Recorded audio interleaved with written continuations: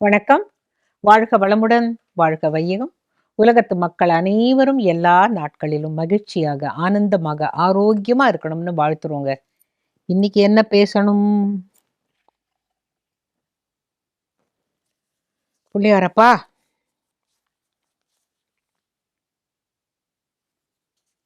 கைகேசி, கைகேயி தெரியும் இல்லையா? அப்ப கைகேசி யாரு? அந்த கதையை சொல்றேன். ராவண வதமெல்லாம் முடிஞ்சாச்சு. விபீஷணனை ஸ்ரீலங்காவிற்கு முடிசூடியாச்சு. நீதான் இப்ப லங்கா நகரத்தின் தலைவன், அரசன் அப்படின்னுட்டு. அப்ப விபீஷணனுக்கு ஒரு ஆசை. ராமனை நம்மளுடைய ஊருக்கு, நகரத்துக்கெல்லாம் அழைச்சின்னு வந்து காட்டணும் அப்படின்னு ஆசை. ஆனா வருவானா?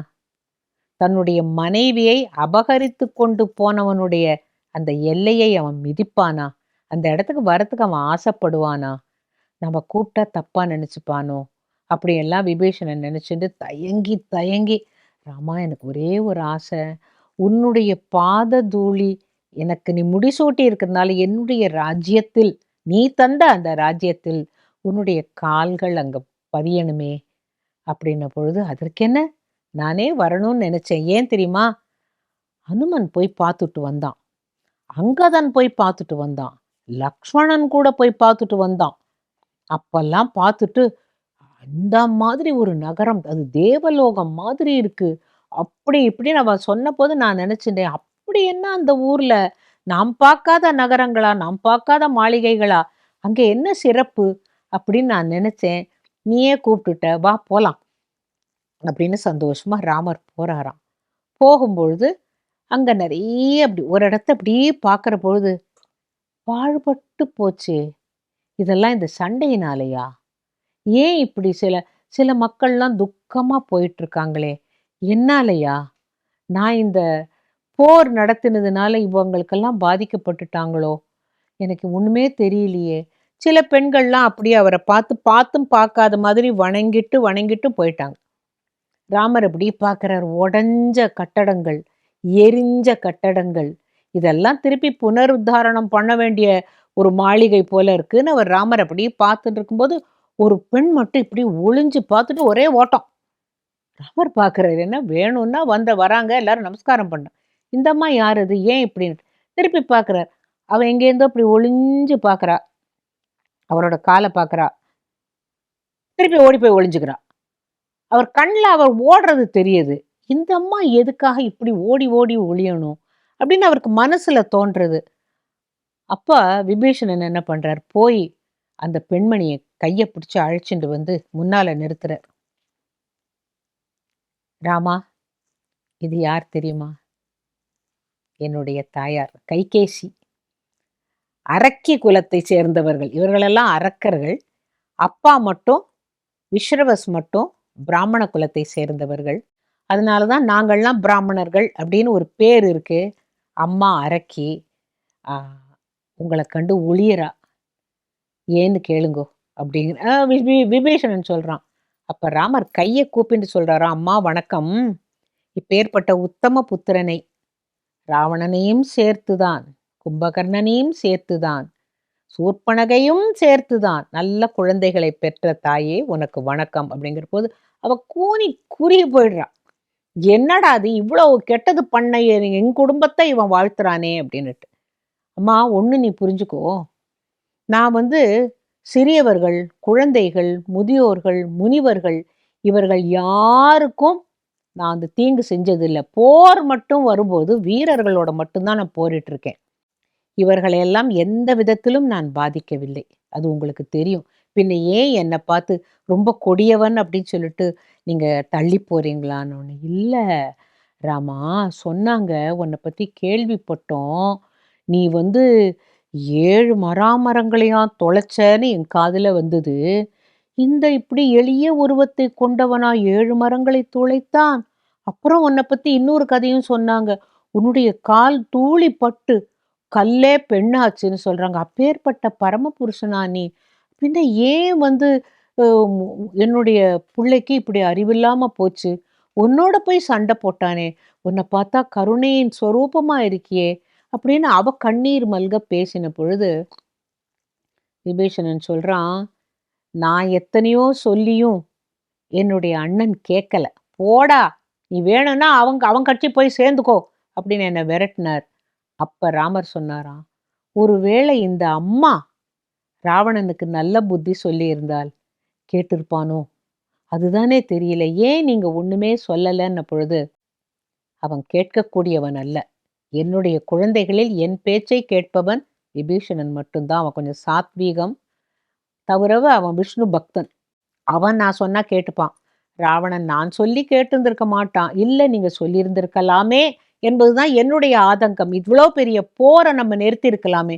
இங்க பாருங்க, ஊர் பாழ்பட்டு கிடக்கு, மக்கள் எல்லாம் ரொம்ப ஒன்றும் சந்தோஷமா இல்லை. அவங்கவங்க வீட்டுல யார் யாரை இழந்தாங்களோ இல்லையா அப்படின்ன பொழுது கைகேசி சொன்னாலாம், எனக்கு முக்தி கிடைக்குமா ராமா அப்படின்னு கேட்ட பொழுது, அம்மா நீ கவலையே படாத, என்னைக்கு நீ பச்சாதாபப்பட்டு என்னுடைய குழந்தைகளால் இந்த உலகத்திற்கு இவ்வளவு தீங்கு நடந்திருக்கு நீ நினைக்கிறியோ, அந்த எண்ணத்தினாலேயே அந்த பாவங்கள் எல்லாம் பொசுங்கி விடும். அதுக்கும் மேல ஒண்ணு சொல்றேன், நீ அரக்கர் குலத்தை சேர்ந்தவளாக இருக்கலாம், இப்படி ஒரு ரத்தினத்தை பெற்றிருக்கிறாயே, விபீஷணன் போன்ற ஒரு நல்லவனை பெற்றிருக்கிறாய் அல்லவா, அதற்காகவாவது உனக்கு நிச்சயம் முக்தி உண்டு. அவன் கும்பிடுகிற விஷ்ணு உன்னையும் சேர்த்து காப்பாற்ற மாட்டானா அப்படின்னு சொன்ன. அப்பேற்பட்ட ஒரு எளியவன் ராமன். சௌலபியன் அப்படின்னு ஒரு வார்த்தை, அவ்வளவு சுலபமா அவனை அடைஞ்சிடலாம் அப்படின்ன பொழுது கூட இருந்தவங்க அத்தனை பேர் ராமனுடைய எளிமையை பார்த்து பார்த்து வியந்தார்களாம். பகைவனுடைய அம்மா வந்துட்டா, நம்மளா இருந்தா என்ன பண்ணுவோம், அவன் எனிமையோட அம்மாப்பா, இவன் கெட்டவன், அவ அதை விட கெட்டவளா இருப்பா, இப்படியெல்லாம் நம்ம என்ன பண்ணுவோம், நாமளே ஒரு கணக்கு போடுவோம். ராமர் அப்படி பண்ணல. அவர் என்ன சொல்றார், நீ ஒரு அறிவுரை சொல்லியிருந்திருக்கலாம், அந்த பிள்ளையை அழிவிலிருந்து காப்பாற்றி இருக்கலாம், என் மனைவியை அவனே கொடுத்திருக்கலாம், இதெல்லாம் நடந்திருக்கலாம், ஆனால் இப்ப நீ அஞ்ச வேண்டாம், உனக்கு நிச்சயமாக முக்தி உண்டு அப்படின்னு சொன்னதாக ஒரு கதை. அந்த அம்மா கைகேயி, இது கைகேசி, அதனால நீங்க கன்ஃபியூஸ் பண்ணிக்க கூடாது. தசரதருடைய மனைவி பேர் கைகேயி, இந்த விஸ்ரவசுடைய மனைவி பேர் கைகேசி. விபீஷணன், ராவணன், சூர்பனகை, கும்பகர்ணன் இவாளுடைய அன்னையார். அரக்கி குலத்தவள், ஆனால் மனத்தால் மிகவும் இனியவள். ராமர் அரச சபையில உட்கார்ந்துருக்கிறாரு. சபையில மந்திரிகள், பிரதானிகள் எல்லோரும் இருக்காங்க. லக்ஷ்மணர் இருக்கார், பரதர் இருக்கார், சத்ருகனர் இருக்கார், எல்லாரும் இருக்கிற பொழுது அந்த அரண்மனை வாசல்ல ஓவ் ஓவ் ஓவ் ஓவ்னு ஒரு நாயோட குலைக்கிற சத்தம் கேட்டுட்டே இருந்தது. கொஞ்ச நேரம் யாரும் கவனிக்கல. ஆனா ராமருடைய காதுல அது விழுந்து, என்னப்பா அது, என்னப்பா, என்ன, எதுக்கு ஒரு நாய் குலைக்கிறது அப்படின்னு உடனே அப்பவும் யாரும் ஒன்றும் சொல்லல. நாய் ரோட்ல போனா குலைக்கிறோம், அதனால குலைக்கிறதுன்னு நினைச்சுட்டாங்க. திருப்பி அது விடாம அரண்மனை வாசல்ல நின்று கத்துற மாதிரி கேட்டது. என்னுடைய ராஜ்யத்தில் யாருக்கும் எந்த விதமான தொல்லையும் ஏற்படக்கூடாது, அப்ப இந்த நாய்க்கு ஏதோ ஆபத்து போல இருக்கு, லக்ஷ்மணா நீ போய் அந்த நாயை பாரு என்ன அப்படின்ன போது லக்ஷ்மணர் கிடுகிடுன்னு ஓடி போய் அந்த குலைக்கிற நாய்கிட்ட போய், உனக்கு என்ன, ஏதுக்கு இப்படி குலைக்கிற அப்படின்ன பொழுது ரொம்ப ஈன ஸ்வரத்துல, நான் உங்ககிட்ட சொல்ல மாட்டேன், நீ போய் ராமரை வர சொல்லு, நான் அவர்கிட்ட தான் சொல்வேன், எனக்கு நீதி வேண்டும். அப்போ லக்ஷ்மணனுக்கு தூக்கி வாரி போட்டதாம். இந்த நாய் என்னடா பேசுறது அப்படின்னுட்டு ஓடி வந்து ராமர் கிட்ட, குலைத்த நாய் பேசுகிறது, உன்னை பார்க்க வேண்டுமா மன்னான்னு உடனே, நாய்க்கு என்ன பார்க்கணுமா, என்னவா தெரியல, எனக்கு நீதி வேண்டும்னு கேட்கறது அப்படின்ன உடனே ராமருக்கு இது ஒரு புதிய அனுபவம். என் பிரஜைகளுக்கு ஏதேனும் குறை என்றால் நான் பார்த்து விடுவேங்க, இப்ப நாய் கூட கம்ப்ளைண்ட் பண்றதுன்னு உடனே வராரா. வந்த உடனே அந்த நாய்கிட்ட, உனக்கு என்ன குறை, இப்ப எதுக்காக நீ இப்படி வருத்தப்படுற அப்படின்ன பொழுது, இங்க பாரு, என்னோட காலில் ஒரு சன்னியாசி கல்லை எடுத்து அடிச்சு பாரு, நொண்டி ஆக்கிட்டான், என்னால நடக்கவே முடியல, அவன் ஏன் அப்படி பண்ணினான், அது நீதி கேளு அப்படின்ன உடனே, யார் அது, எந்த சன்னியாசி, உடனே உத்தரவு போட்ட உடனே காவலாளிகள்லாம் போய் அந்த ஒரு கையில கப்பரம் வச்சுருக்கிற ஒரு சன்னியாசி அழிச்சுன்னு வந்து, இவன் தானா அப்படின்னு கேட்டபோது நாய் பதிலே சொல்லலையாம். அவனையே பார்த்து நின்றுதான். ஏன்பா, நீ சன்னியாசி தானே, நீ எதுக்காக இந்த நாய் மேல கல்லை விட்டு எரிஞ்ச, அதுக்கு பாரு காலில் அடிபட்டிருக்கு அப்படின்னு ஒன்று. பின்ன என்ன மகாராஜா, நானே பிட்சை எடுத்து சாப்பிட்றவன். நான் சாப்பிட்ற என்னுடைய பிட்சை அன்னத்தை தொட வந்தது. அதனால பார்த்தேன் அங்கே இங்கே, என்ன பண்ணுறதுன்னு தெரியல. நீ எப்படி இந்த சாப்பாட்டை தொடலாம்? அது என்னோட சாப்பாடுன்னு சொல்லிட்டு கல்லை எடுத்து போட்டேன். அது காலில் பட்டுடுத்து. அப்போ ராமர் சொன்னாராம், இந்த நாய்க்கு எத்தனை அறிவு? என்ன 5 அறிவு இருக்கும். உனக்கு எத்தனை அறிவு? நான் மனிதன், எனக்கு 6 அறிவு. அப்ப 5 அறிவு படைத்த ஒரு நாய் தானாக உணவு சமைக்குமா? முடியுமா? சமைக்கவோ இல்லை யாரையாவது சமைத்து தர சொல்லி கேட்பதோ, இல்லை யார் வீட்டிலாவது போய் அம்மா எனக்கு பசிக்கிறது, கொஞ்சம் இப்போ சாப்பாடு போடுங்கன்னு கேட்க முடியுமா? சாப்பாடு எங்க பார்க்கிறதோ அதை சாப்பிடும். இப்படி அலைஞ்சுட்டே இருக்கும். எங்க சாப்பாடு இருக்கோ ஒத்தரையும் கேட்காது, அது பாட்டு போய் சாப்பிடும். அது அதோடைய பிறவி குணம். ஏனென்றால் அதுக்கு 5 அறிவு தான். நீ 6 அறிவு உள்ளவன். உன்னை நீ செஞ்சது ரொம்ப தப்பு. நீ மன்னிப்பு கேட்கறதுனால அது சரியா போறது இல்லை. அதுக்கு நீ பண்ணின தப்புக்கு உண்டான தண்டனையை நீ அனுபவிச்சு தான் ஆகணும். ஏன்னா இது ராமராஜ்யம். என்னுடைய ராஜ்யத்தில் தப்பு செய்தால் தண்டனை உண்டு. இல்லைன்னாக்கா அது ராமராஜ்யம் என்ற பெயர் கிடையாது. உமக்கு கண்டிப்பாக தண்டனை தருவேன். ஆனா என்ன தண்டனை என்பதை அந்த நாயிடமே விட்டு விடுகிறேன் அப்படிங்கிற. அவர் குறிஞ்சு நாய்கிட்ட கேட்கிற, இவருக்கு தண்டனை கொடுப்பது நிச்சயம். எந்த தண்டனை கொடுக்கலாம் அப்படின்ன பொழுது அந்த நாய் ரொம்ப தெளிவா சொல்லித்தான். இவரை ஒரு சிவாலயத்தில் வேலைக்கு, நல்ல மடைப்பள்ளி, அங்கு கவனிக்க வேண்டிய எல்லா வேலையும் அவர்கிட்ட ஒரு பொறுப்பை கொடுத்துருங்கோ.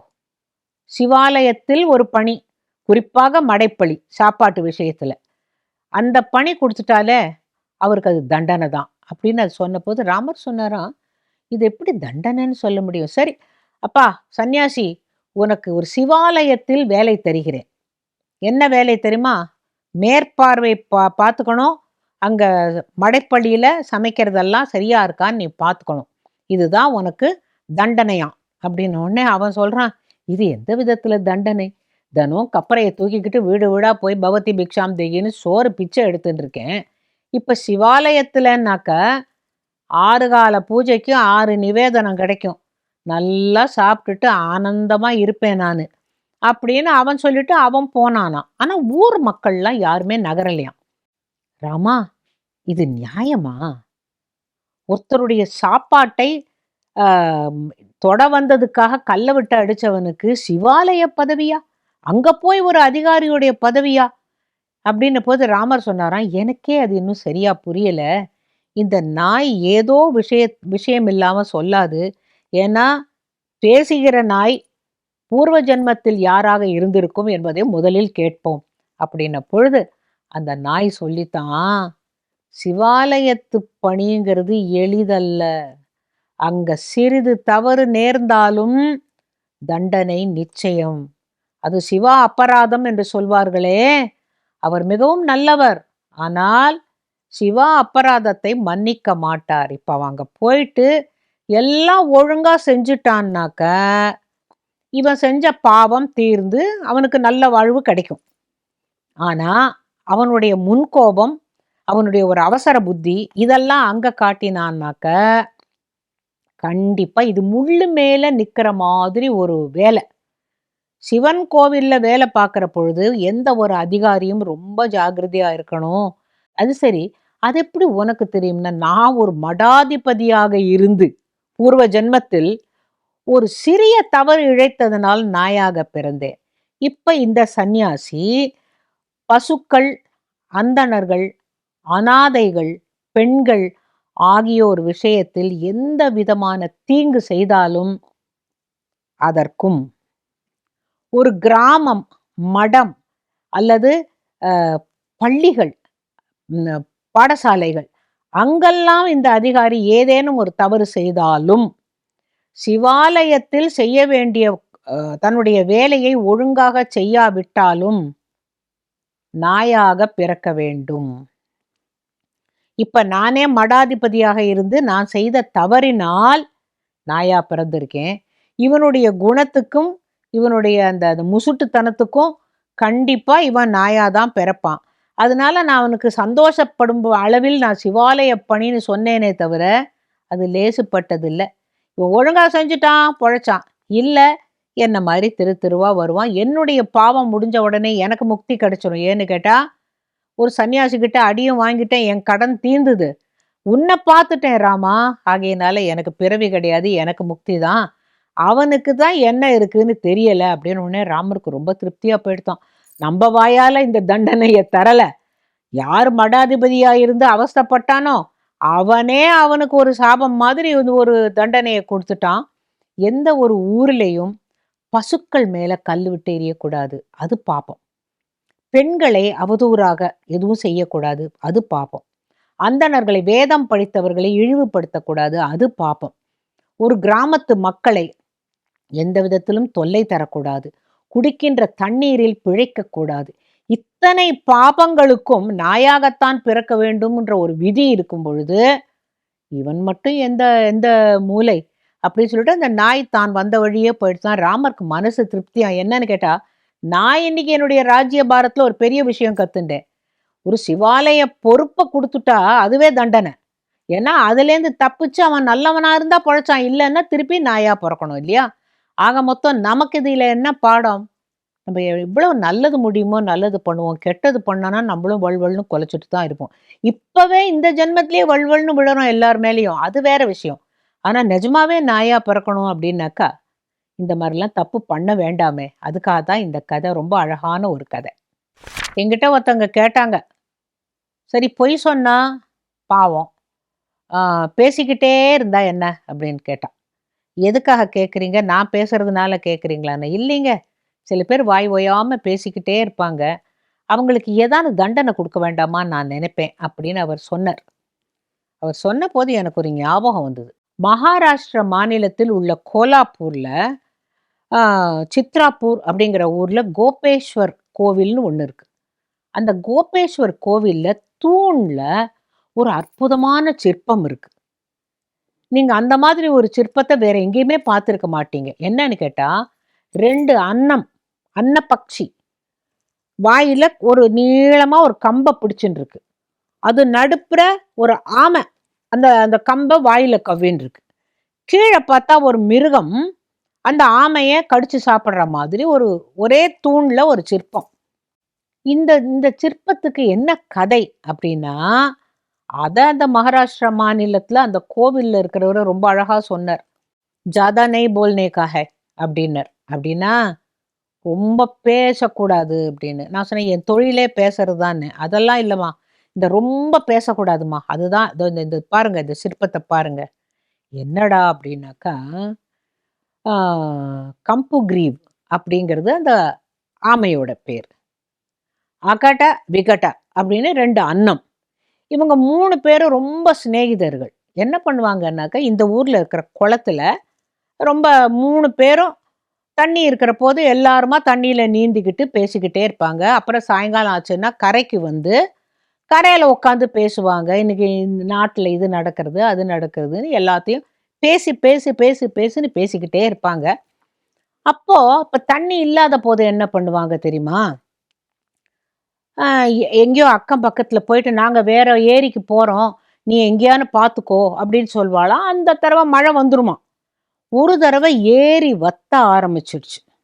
அப்போ அந்த கம்பு கிரீவன் சொல்லித்தான், எனக்கு ரொம்ப பயமா இருக்கு. ஏன்னு கேட்டா தண்ணியே இல்லை, பாலமா வெடிக்க ஆரம்பிச்சிடுச்சு. நான் எத்தனை நாளைக்கு சேத்துலயே உக்காந்துருக்கிறது. அதனால கொஞ்சம் கொஞ்சம் எங்கேயாவது தூரத்துல போய் தண்ணி கிண்ணி இருக்கா பார்த்துட்டு வாங்களேன், அங்க என்னை அழைச்சின்னு போயிடுங்களே அப்படின்ன பொழுது இந்த 2 அன்னப்பக்ஷியும் போய் அகட விகட இந்த 2மா போய் பறந்து போய் இந்த பக்கம் பார்த்ததான் எல்லா இடத்துலையும் வெயில் வறட்சி. ஒரு இடத்துல ஒரு குளம், ஏரியெல்லாம் வத்தி போச்சு, குளம், அது கோவில் குளம்ங்கிறதுனால அதுல தண்ணி இருக்கு, உன்னை அங்க அழைச்சின்னு போயிடுறோம், இப்போ எப்படி போறது அப்படின்ன பொழுது அந்த ஆமைக்கு ரொம்ப மூளை ஜாஸ்தி. அது என்ன சொல்லித்தான், என்னை எப்படி நீங்க அழைச்சின்னு போலான்னா, ஒரு சின்ன மூங்கில் கழியை எடுத்துக்கோங்க, நீங்க 2 பேரும் வாயால கவ்விக்கோங்க, நான் நடுவுல என் வாயால அதை பிடிச்சிக்கிறேன், சரியா? நம்ம எல்லாரும் போலாம் அப்படின்னு சொன்ன பொழுது நீ அப்படியே மெதுவா பறந்து போ, ரொம்ப வேகமாலாம் போயிடாத, என்னோட உடம்பு கனம் தாங்காது. அப்படியே மெல்ல அழைச்சிட்டு போய் என்ன அந்த குளத்துக்கிட்ட இறக்கி விட்டுடு, அவ்வளவுதான், சரியா? அப்புறம் நீ ஆச்சு நானாச்சு நம்ம 3 பேரும் பழையபடி உட்காந்துட்டு நிறைய பேசலாம் அப்படின்ன போது இந்த அன்னத்துக்கு தோணித்தான், ஏய் என்ன பிரமாதமான ஒரு ஐடியா சொல்ற நீ, இது வரைக்கும் யாருக்குமே அப்படியெல்லாம் தோணலையே அப்படின்ன பொழுது, சரி நீ சீக்கிரம் கம்பு மூங்கில் கழிக்கு ஏற்பாடு பண்ணு அப்படின்ன பொழுது ஒரு மெல்லிய கம்பை அப்படிங்கன்னு எடுத்துன்னு வந்து முதல்ல இந்த அன்னம் ரெண்டும் இப்படி பிடிச்சிட்டு பார்த்துதான், நம்மளால இதை எடுத்துன்னு பறக்க முடியுமான்னு கொஞ்சம் தூரம் பறந்து போயிட்டு முடியுது, இது ஒன்றும் இல்லை, ஜாஸ்தி இல்லை.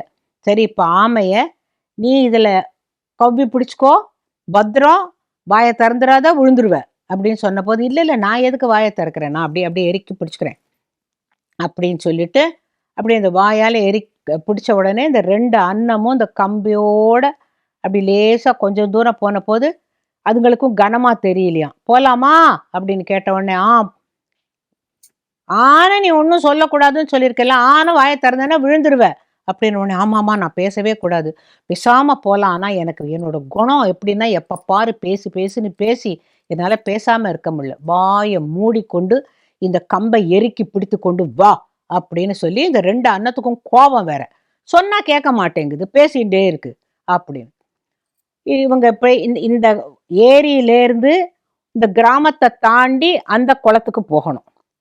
அப்படி போற போது 2 பசங்க என்ன பண்ணிட்டாங்க, ஏய் இங்க பாருடா 2 அன்னம் கழியில ஒரு ஆமையை தூக்கிட்டு போகுதுன்ன உடனே அவன் கையை தட்டி அத்தனை பேரையும் கூப்பிட்டு, இங்க பாரு இங்க பாரு இங்க பாருன்னு ஊர் ஜனங்கள்லாம் வந்து அப்படி கூட்டம் போட ஆரம்பிச்சிட்டாங்களாம். கூட்டம் போட்ட உடனே எல்லா ஜனங்களும் கையை தட்ட ஆரம்பிச்சிட்டாங்களாம். இப்படி ஒரு காட்சியை நாங்க பார்த்ததே இல்லை. இன்னும் கொஞ்சம் தூரம் தான், அதோ இந்த குளம் தெரியுது. ஆனா அந்த அந்த அவங்க அப்படியே கையெல்லாம் தட்டி ஓன்னு சத்தம் போட்ட உடனே இங்க என்ன நடக்கிறதுன்னு வாயை திறந்துருச்சு இந்த ஆமை. அதால பேசாம இருக்க முடியல. இங்க என்ன நடக்குதுன்னுது அவ்வளவுதான், என்ன நடக்கும் ஒன்றும் நடக்கல, பொத்துன்னு கீழே விழுந்தது. அங்கேருந்து ஒரு நரி வந்து அதை பிடிச்சின்னு போயிடுது. அப்ப இந்த அன்னமெல்லாம் சொல்லித்தான், எத்தனை தரம் சொன்னோம், இந்த பார் கீழே விழுந்து செத்தே போச்சு, இது இன்னும் கொஞ்சம் தூரம், இதோ வந்தாச்சு குளம், அதுக்குள்ள எத அவசரம், இங்க கை தட்டினா இதுக்கு தெரியலையாம், இது மேல வாய வச்சுன்னு பிடிச்சுட்டு இருக்கிறதுனால கீழே இந்த மக்கள் ஒரே ஆரவாரம் பண்ண உடனே இங்க என்ன நடக்குதுன்னு கேட்கணுமா, அப்புறம் அங்க போனதுக்கு அப்புறம் அங்க என்ன நடந்ததுன்னு கேட்க கூடாதா? இது வந்து இந்த கதை இப்ப இது வெறும் கதையா சொன்னா நீங்க இதெல்லாம் நிஜமா இருக்காதுங்க. ஏன்னா அண்ணன் வந்து ஒரு கழியை தூக்கின்னு போகுமான்னு, அந்த கோவில்ல நீங்க போய் பார்த்தீங்கன்னா அந்த சிற்பம் சத்தியமா இருக்கு, அதுவும் இருக்கு, கீழே விழுந்ததை ஒரு மிருகம் சாப்பிட்ற மாதிரியும் இருக்கு. இதை எந்த காலத்திலேயோ எந்த நூற்றாண்டிலேயோ ஏதோ ஒரு சிற்பி இந்த கதையை நான் சொல்லி நீங்க கேட்குற மாதிரி யாரோ சொல்லி கேட்டு, ஐயா இந்த அதிகம் பேசுறவனுக்கெல்லாம் மண்டையில அடிக்கணும்னா இந்த கதை தான் முக்கியம், இதை பார்த்துக்கோன்னு சொல்லிட்டு கல் தூண்ல அழகா செதுக்கி வச்சிருக்கான். மகாராஷ்டிராவில் கோலாப்பூர்ல சித்ராப்பூர்ல இருக்கிற கோபேஸ்வர் கோவில், அதை மட்டும் மறக்காதீங்க, போய் சாமியை பாருங்க. ஆனா இந்த தூண்ல இருக்கிற இந்த கதையையும் பார்க்க மறந்துடாதீங்க. அன்னமும் ஆமையும் அப்படிங்கிற கதை இதுதான்.